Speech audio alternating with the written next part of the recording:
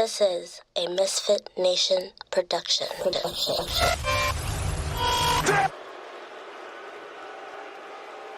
You want to be a friend of the cartel? Ladies and gentlemen, making their way to the studio, they are the most dangerous podcast in sports entertainment.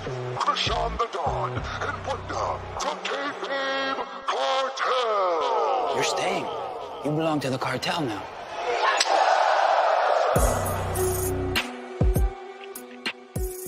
Oh, yeah.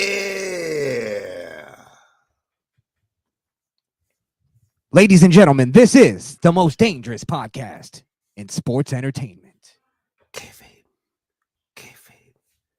You ready? It's the Kayfabe Kartel. Yes, ladies and gentlemen, and we are here to talk about the greatest mixture of entertainment and sports. That's why we call it sports entertainment. Cricket? I made that up all on the spot. Could you tell?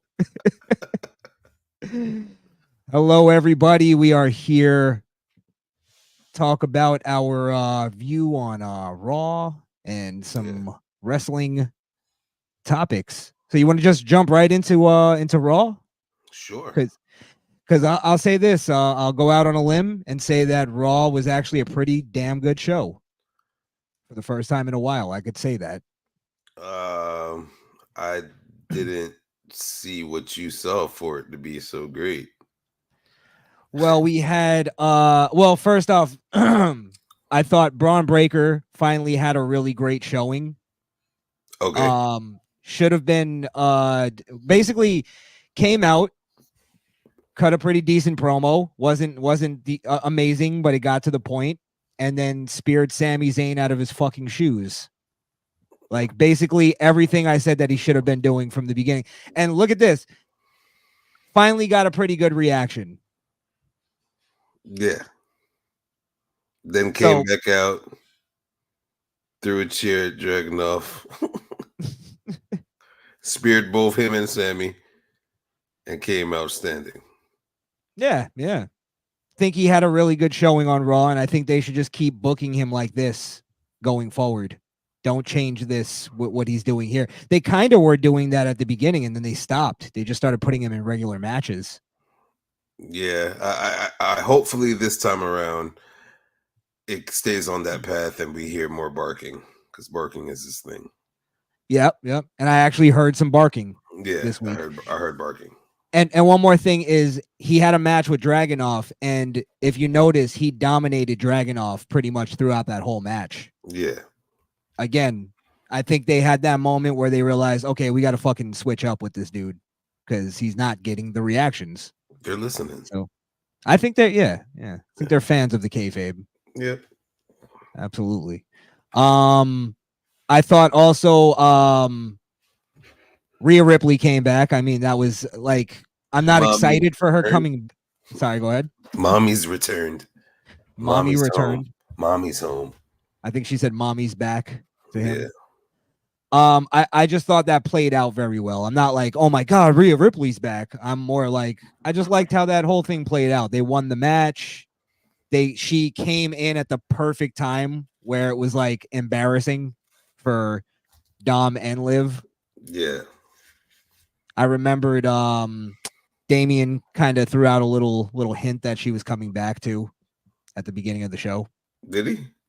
Yeah, he was basically like saying, he said to, I think, Finn, he was like, oh, when Dominic sees what's going to happen tonight, he's going to, or he said something like that, like something's going to happen. Yeah. I mean, I thought Chad had a great little showing. With Jay. Now, and for the third week in a row, Nikki comes out in the middle of either one of them and brings out a fucking tape. What's in the box? Yeah. For the third week in a row. Yep. Hey, listen. Triple H. If Triple H does something cool that the internet compliments him on, guaranteed you're going to see it at least 3 more times. I'm not in gonna the lie. next 3 weeks. When Adam Pierce opened the door and I saw Bo inside, we were like, "Oh, we're gonna get the character. Are we gonna get Bo? What are we doing here?" Well, it got a pretty big pop, and I think the internet was talking about it. So that means we're going to get 3 more weeks of Bo showing up in Adam Pierce's office, not saying anything. It's good synopsis. I'm assuming that. Now, to be positive on it, I would hope this is the like, okay, this is the progression now of the Wyatt Six story. Yeah, I want. I don't even see the progression. I don't know where it's going yet. I have no clue. If they're going to give us the screwball and it is Jay they're going after, they're already showing hints they're going after Jay. It's like it's no longer suspenseful. It's like it's in our face but indirect. Oh, it's And obvious. Boring. It's boring. Yeah. It's quite obvious that they're going after Jay. It just can't be a coincidence that every time they go after Chad, Jay happens to be there. Yeah. It's just way too coincidental. So, I mean, I'm cool with it because I don't look. Here's the thing: I was watching the box thing, right? Mm-hmm. And I was like, all right, if I were to like pull a positive out of that, right? The positive is that I'll take is that at least it gives the aura that WWE production isn't in on it. At least they're giving us that little bit of like that extra where it's like they're not just playing a fucking vignette on the screen. Mm-hmm. They're kind of getting rid of that little thing that people like criticize where they go, WWE production's in on it. And it's like, well, now you can't say that because they're bringing in boxes and they're doing the whole let's get it to the team and all that stuff. Yeah, but 3 weeks in a row. They could have found a more. I think it would have been more interesting if each character brought a box. Yeah, if they were going to do that. Yeah, something. have each character in their own little way bring a box to somebody. It doesn't always have to be Michael Cole and what. Why not even like somebody's like Pierce opens his door and always there to Pat McAfee. Yeah. Is that like some kind of cryptic thing? Oh, is Pat who they go after? Is it a double screwball? It's a triple screwball, triple swerve. Yeah, I think that might be the only thing, and the reason why I think they should have had each one come out and bring the box is because they got to start identifying these guys, and they kind of did it with the vignette. They kind of showed their real face and explained a little backstory, not really backstory, just more of a motive. They did look grungy. They look cool. I mean, look, I didn't hate what we saw. I feel I'm more on like repetitive shit because it gets weird. Yeah. It gets like awkward, and it's not creative. It's not really that creative. It's like, okay, we got this thing. It worked the first time. Let's keep doing it until it's not cool anymore. That's basically Triple H booking. But when is it not cool anymore? I think after this week. I mean, the thing is bringing the box, like we said, it's cool. Like you could do that, but you have to switch it up. You can't just always have like they do the the lights out, smoke. She turns it. This week it got weird. This week it got awkward because she turned around and had the box, and I was like, okay, here we go, box again. I was like, maybe because when she was turning around, I was like, okay, maybe something different. No, box. Amazon shipping box comes every Monday. Exactly. Well, why did you think Raw? Did you think Raw was bad? I wouldn't say Raw was bad. I wouldn't say it was better than other Raws lately. It's the same to me, at least. What else happened? I guess the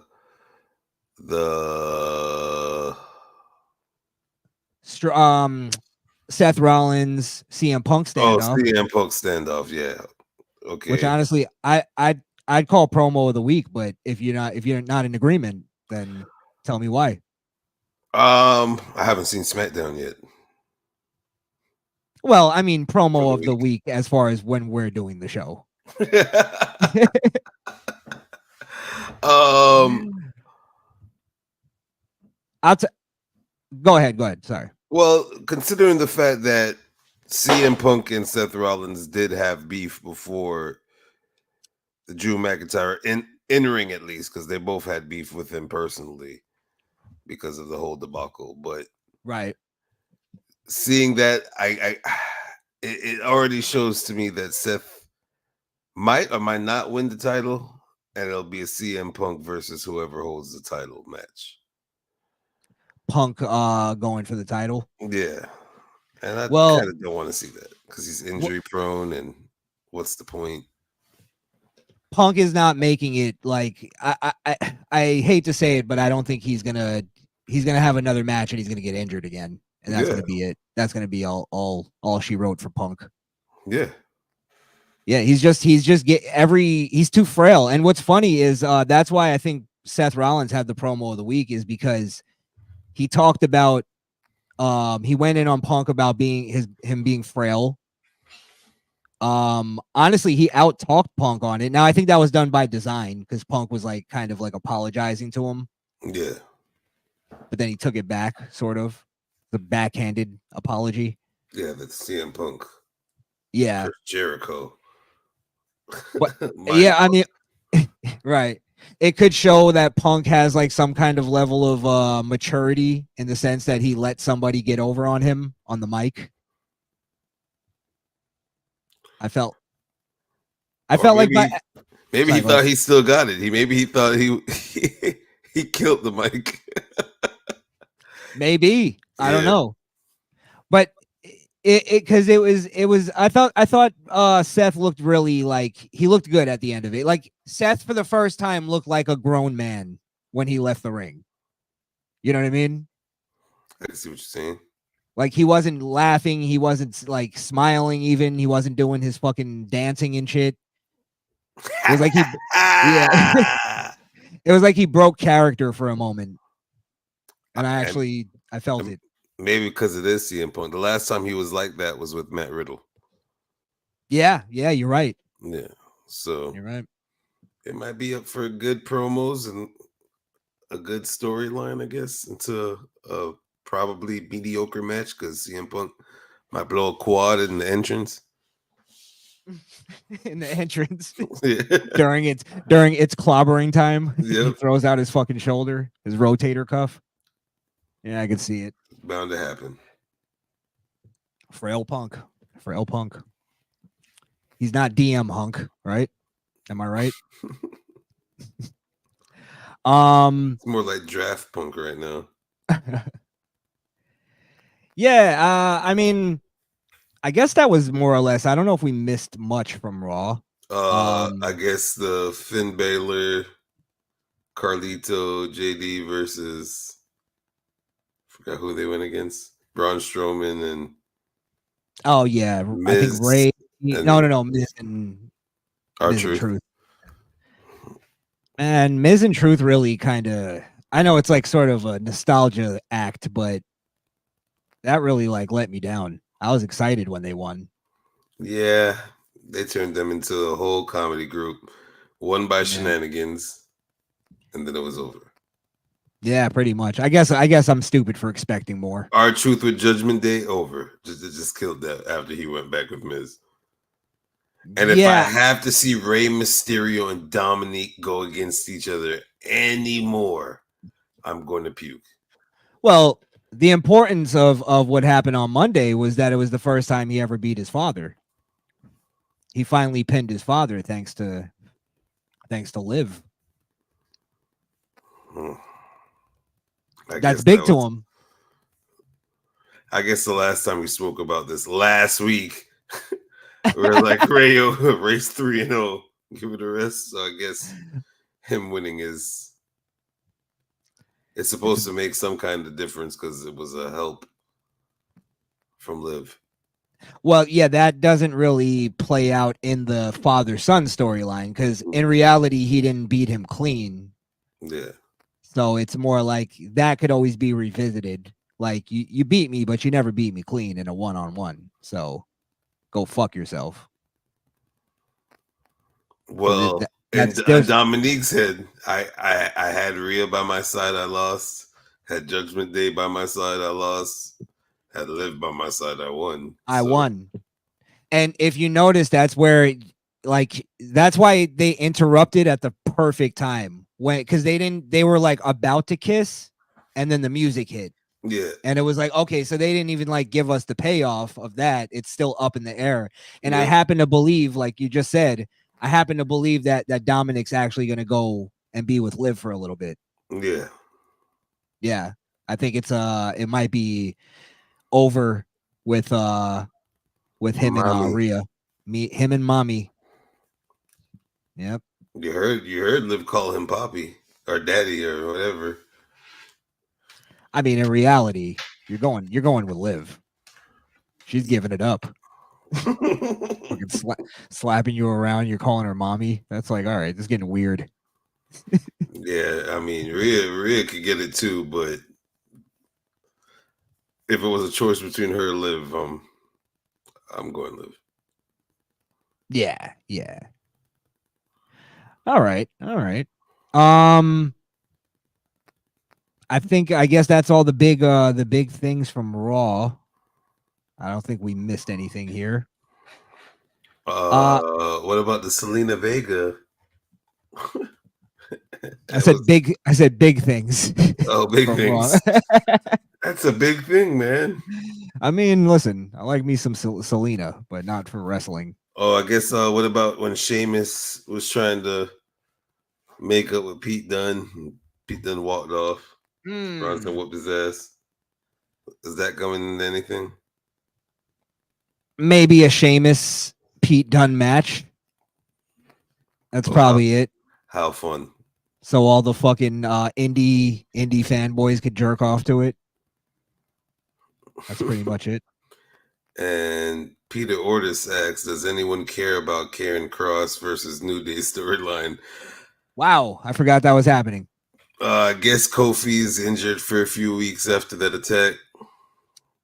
And it's just Xavier versus them. Maybe they get into Xavier's head now that he's alone. Yeah. Kofi's not around. Yeah. I still believe that they're going down the route of, because they've been planting little seeds of Kofi kind of, we talked about this before, but Kofi sort of interrupting Xavier. Yeah. Like cutting him off during promos. I mean, they do the 2-man promo thing, but you'll notice that there's times where like Xavier is about to accept the challenge and Kofi will jump in and go, yeah. He'll do the whole thing like, the man you want to face, his name is, and then Kofi will come in, Kofi Kingston. And then you'll see Xavier for a moment, like look at him like, oh, all right. So it's making Karrion Kross actually right in the situation. Yeah. So in reality, Xavier should like look at that and go, yeah, he actually is kind of downplaying me. He should have been seeing that. You're the trumpet boy. Yeah, exactly. Now, do you think Xavier Woods could pull off a heel gimmick? Yeah. Think so? Yeah. Why? What gives you that confidence in him? You got to remember, New Day was a heel fraction at one point. Yeah, but for like a week. No, it was not a week. It was like 2 weeks and it failed. New Day sucks was what it started with, and then they changed it to New Day rocks. When they were heels, they were trying to get the fans to say New Day rocks. Yeah, they say New Day sucks. They were being the like where they thought they were baby faces. Yeah, but it was because they were supposed to be, and the fans didn't like it. If you remember, the fans hated New Day at first. Yeah, but it rocked for a while. It wasn't like it was 2-3 weeks. No, the heel version of them didn't go that long. It did. Oh yeah, you're right, because the New Day sucks thing went on for a little bit. Yeah, good point.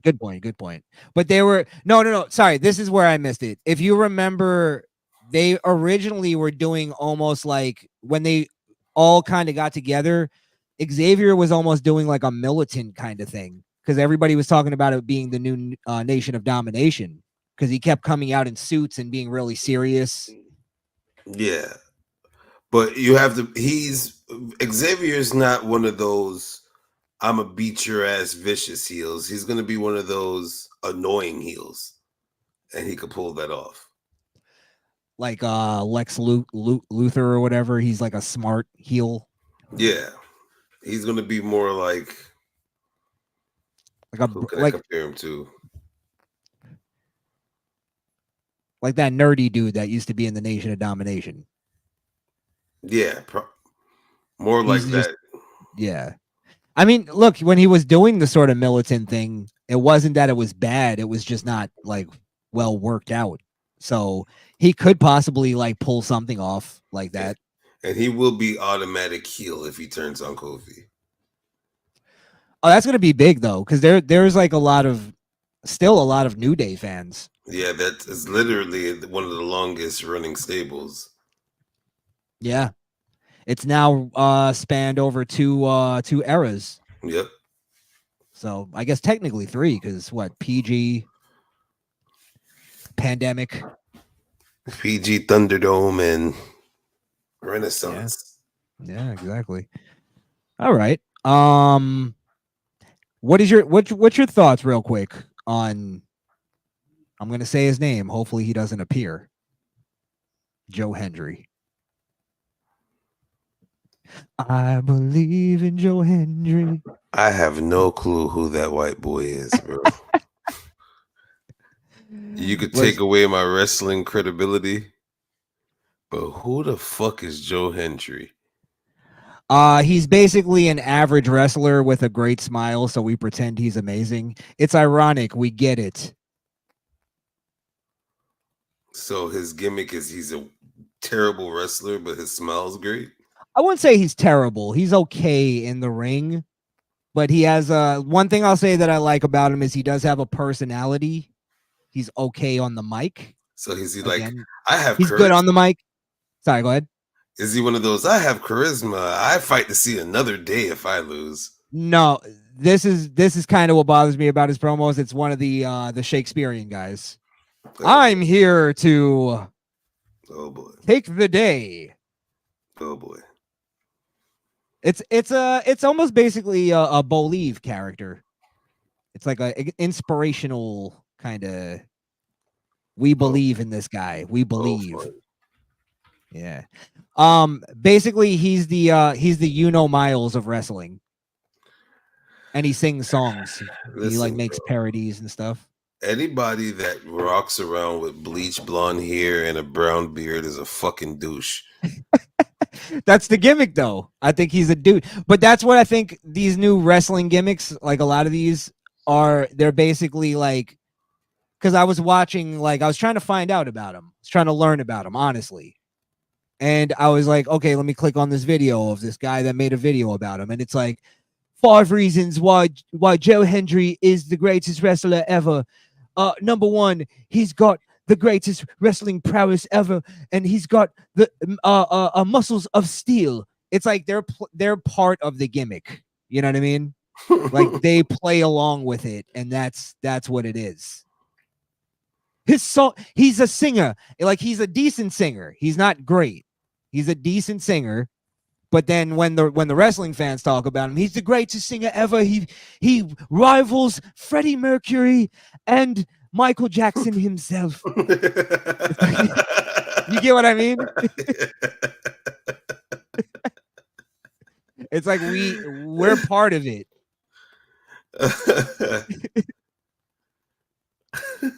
Yeah, so that's what I think Joe Hendry is. Look, I don't hate it. I kind of even like the gimmick, but I don't see where it goes, and I don't see what I get a kick out of the entrance and the song, yeah. But other than that, I'm like, okay, what else though? What is this? Bro, what the fuck is it? You have to realize a gimmick like his could only work in Ring of Honor or TNA. It's not something that could cross over to something like WWE or even AEW. I will put them in the mix, and it will be something to cheer about. That would be prime AEW type of shit. Is it? That absolutely. 100% You know what? Yeah, AEW cheesy gimmick. with a AEW. song, with a singy song. I mean, the song is catchy. I'm not I gonna don't think lie. they don't have any good songs in AEW. Not one catchy one. Not in my book. What about what do you call it? What have I become now that I'm afraid? Judas. No. That's a decent song. But they didn't make that. No. That's Chris Jericho. Exactly. Yeah. Here's the thing too, though. Last thing I'll say about Joe Hendry is that, like, the singing gimmick, like we've seen the Elias, we've seen singing gimmicks before. Yeah. Like, they might be good and they might get over for a little while, but they don't tend to last. They don't tend to really go anywhere. No. And they get played out pretty quickly. So I'm just saying, like, again, I don't hate Joe Hendry. It's just he has to figure out something else. I was watching TNA to even like look at his matches. This is how I know he's not like that great in the ring. Yeah. And I was like becoming fans of the guys he was going against. Like this dude named Jake something. He wrestled the match against him recently. I don't know. Look him up. He's actually pretty interesting to watch because I don't know his promos or anything, but he's a fucking like monster in the ring. And he's got that like intensity kind of thing. I could see him coming to WWE pretty soon. Jake something. You heard it here. All right. Yeah. But yeah, best of luck to Joe Hendry. Sure. Still know who the fuck you are, and I'll never know. I still don't know who he is, and I did research. I'll just say I don't believe in Joe Hendry just yet. That's where I'm at. I don't believe in him at all. So just yet is still kind of. You're still not sure if he exists or not. Exactly. He's an enigma. What else did we have? I know we have the Hulk Hogan thing. Oh yeah. But did we have anything before that? You want to save the NXT thing for when you're a little more Yeah, we could do NXT next week. We'll have a good debate on that one. That's not it's not time sensitive. So yeah. Basically, for you guys that want to look forward to this, Wunda disagrees you pretty much disagree with my take on NXT, right? Yeah. That's kind of where it's okay. So my take on NXT is it's just not a good gauge on if people are going to get over or not. They're not good at building stars either. And then I'll leave it there. Wunder's going to have his rebuttal next week. Hulk Hogan. We'll finish this off with Hulk Hogan. Yeah. Accused of racism. Basically, I'll tell the story real quick and then we'll give our takes. Yeah. Hulk Hogan has a new brand of beer called Real American Beer. Yeah. I believe that's the name of it. And after his theme song. And he hired some brand ambassadors to come and help him promote his beer. And two honeys showed up. Two African American women showed up, and supposedly the story is that Hulk Hogan saw that and said, "Not on my watch, brother." But he said, "Not on my watch, sister." Huh? Sister. Hey. Sister. And he fired them, claiming that the event. Well, this is what I think the claim is, and then you could tell me what's fact and what's not. But yeah. The claim is that he told the black woman that, hey, the event is canceled, and then the next day she found out that he actually hired some white women, as Joe Biden would say, some regular women, yeah, to do the event instead. So now people are accusing Hulk Hogan of racism once again. So what's your take? All right. So the story is, yes, it was two black women that were hired to be brand ambassadors for the beer. It wasn't Hulk Hogan himself. It was his PR or whatever the case is. Text them, and they showed the text stating that, hey, the client is going to go ahead and cancel after they already worked one day of the event. And they said they're going to go ahead and cancel. And they're like, oh no, what happened? What did we do? Is it us, or is the event just canceled? And the answer was, oh no, the event's completely canceled. But when they proceeded to go on the story the next day, they seen that the promotion was still going, the event was still going on, and it was 2 regular girls. Regular women. Yeah, regular women brand ambassadoring.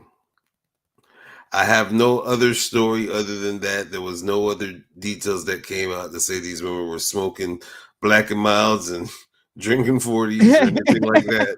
And being loud, tearing up the store. But yeah, But they are chanting that Hulk Hogan is racist. Now, mind you, go ahead. If it was his PR that hired or found them, and not realizing that Hulk Hogan is one that don't want niggers around, and I'm going to say niggers. Who does? But who does? That's right. That's what I was going to get to. I can't blame him. Listen, I didn't.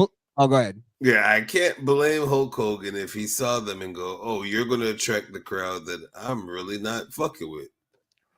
It's not a good look on my beer. It's an all-American beer, goddammit. We don't need all the jigaboos around." You know, I was going to say that. If that, like, he's going with like an all-American kind of thing, right? Yeah. It's almost like, would you hire a bunch of white women to promote some like ethnic hair product? No, you're gonna hire some nappy-headed hoes. You know what I mean? Correct. So here's the thing though too, and I don't know if we've ever had this discussion, but I don't think that the original racist Hulk Hogan thing, because again, everybody's going, oh, his career is over, and it's like, didn't that already happen? Didn't Hulk Hogan already get canceled and then reopened? Well, he went on an apology tour. Yeah. But honestly, I don't think what he said originally was even that racist, if racist at all. Yeah, I mean, we definitely did a racist court on this situation. We did, back right? in the day, yes. And we did come to the conclusion that who blames him for not wanting niggas around his daughter? And here's the other thing, though. He basically said, I don't want some more or less, I'm paraphrasing, I don't want some broke bum ass nigga around my daughter, right? Yeah. And then, well, he did say nigger. He used the fucking hard ER, but that doesn't make it any more or less racist to me. Yeah. My thing is this, is that he also did say then in the next sentence that, hey, if she's gonna be with a nigger, you might as well be like a basketball star or like somebody who's got money. Right. Like he's explaining, like, I don't want some thug around my daughter. Like, and I don't have kids, and you know, I don't have daughters. You don't have daughters. Like, but I would assume I don't want thugs around my fucking daughter. I would assume that's a natural feeling. I guess where I could play a little devil's advocate even on that statement is that, yeah, okay, I do agree that I wouldn't want a thug near my daughter, but I wouldn't say, if you are going to deal with a thug, make sure it's an NBA player. Like, you can't sit there and still call them thugs too. If they got he wasn't calling them thugs. He was calling them niggers. I'm saying he was using the term to describe black people, which, you know, you could say that's wrong, but black people do it all the time. Which another point is that black people, I just don't like how black people are playing this, where like they pretend that they've never said a racist thing, or they've never said the N-word, or they've never said a bad thing about white people. Like, what's the, like, oh my God, like, let's clutch our pearls about this, because even if he said the N-word, who cares? Who gives a fuck? He wasn't calling like somebody to their face the N-word. And besides that, that was a private conversation. That's what I'm saying. People tend to say outlandish things in private conversations. I would understand more if he said, hey, I didn't want these nigger girls to be my brand ambassadors for this damn beer. But it was a private conversation to his daughter in our irate situation. We don't even know. No. It was about his daughter to his friend's wife, who he just fucked. Yeah. I'm not putting a halo over the guy's head. Trust me. Some weird shit was going down. But and that's what I'm saying. The N-word was the least of his problems in that moment. Yeah. Yeah. Now know? that more story unfolded, it definitely, yeah. Well, I say this thing. Can you tell me if you do you have the texts that of with Hogan's PR team and all that? Because I haven't seen any like evidence that this was based on race.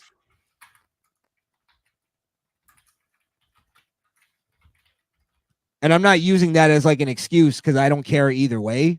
Because I could understand if he wanted white people to promote his all-American beer. And let's be real, blacks don't tend to be the most patriotic people.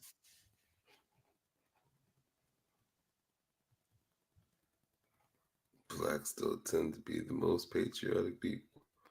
But I'm just saying generally. You have a point there, my boy.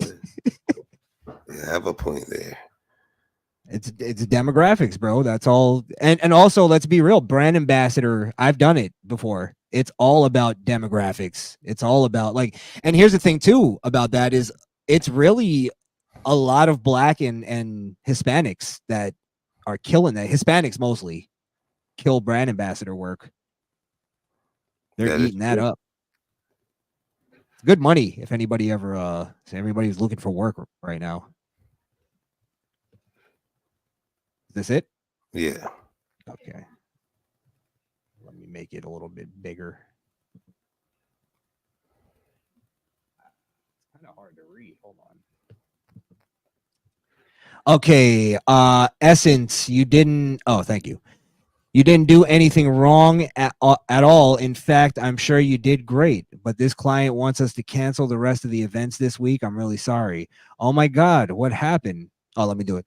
Oh my God, what happened? Does she talk like that, or am I just being racist? Yeah, you're just being racist. Okay. Are they taking me off the events, or are they completely canceling the, or are they canceling the event completely? All rest of the events are canceled completely, and that's been confirmed that the events were not canceled. We're not canceled because this. And he looks much happier. All right, so I'll just play from the very beginning. That was her. He's like, he's content. He's fine. She's a good looking girl. Both are. Now the party's getting started, baby. Now the trashy bitches are out. Look how happy. Look how happy he is now. We got this shit right, brother. That's one of those when you're a kid and your parents are like, say hello to that person. You're like, hello. Hi. Oh my God, I haven't seen you since you're this big. Yeah, thank you. You're so handsome. Thanks. I'm happy to see you. That's exactly what Hulk Hogan looks like right here. Yeah, he's biting his lip. Yeah. Yeah. Compared to this right here.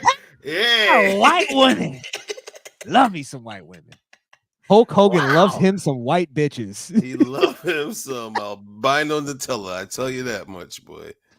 Oh my God. You could just tell the vibe was different. Now, why are we blaming that on Hulk Hogan? Because that's all we can do. Hey, he saw the first black bitch, and then he did the Hulk up. Then he saw the other way. He's around. Like, you no. No, then he hulks up again, and then he turns around and sees a white woman. He goes, "You, come on, you're on the team." Man, that's hilarious. He couldn't do his ear thing because the black bitches are too loud. It actually hurts his ear. Shut the fuck up.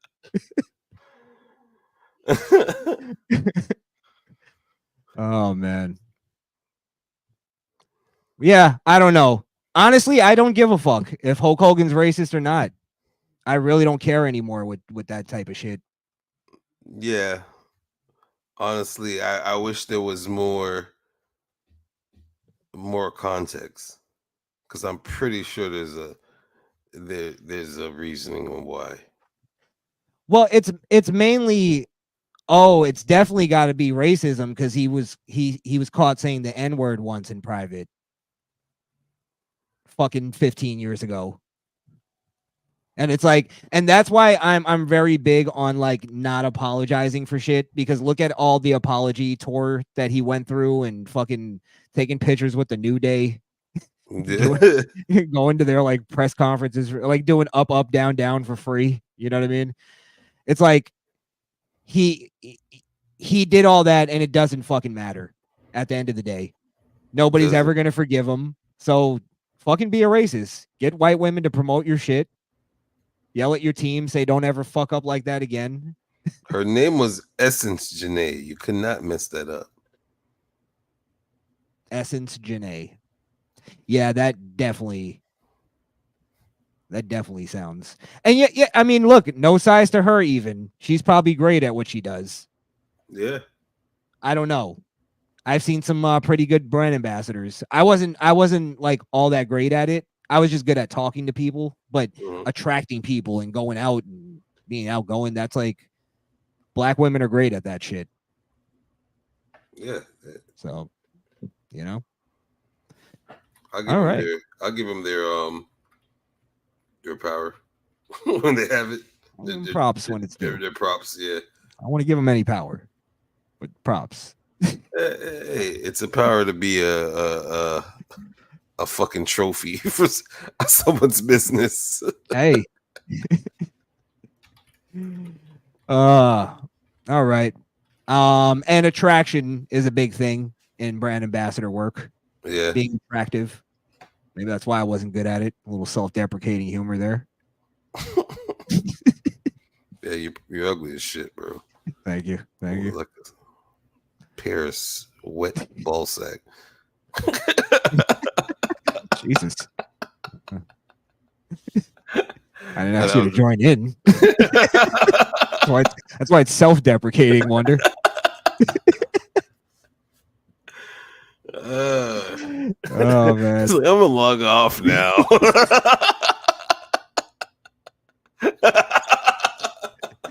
Close out the show by yourself. Oh man. All right. Well, I think we covered a good little amount there. Yeah. Definitely. So next week we'll be back for a little more wrestling talk. See if there's anything to add upon our current beliefs. Wonder, anything to promo or Wonderland coming soon. You want to see all of these stuff? Whoa! Too much. Whoa. You leave them wanting more. Yeah. Nice. Wonder's gonna be revealing his ultimate fan collection, or merchandise collection.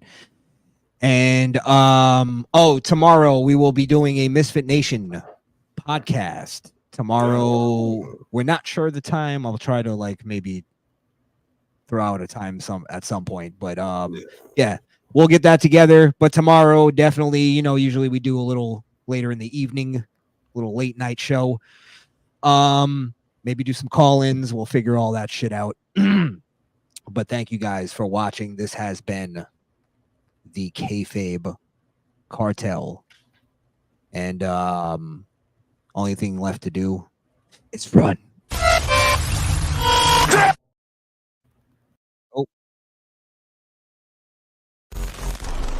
This is a Misfit Nation production.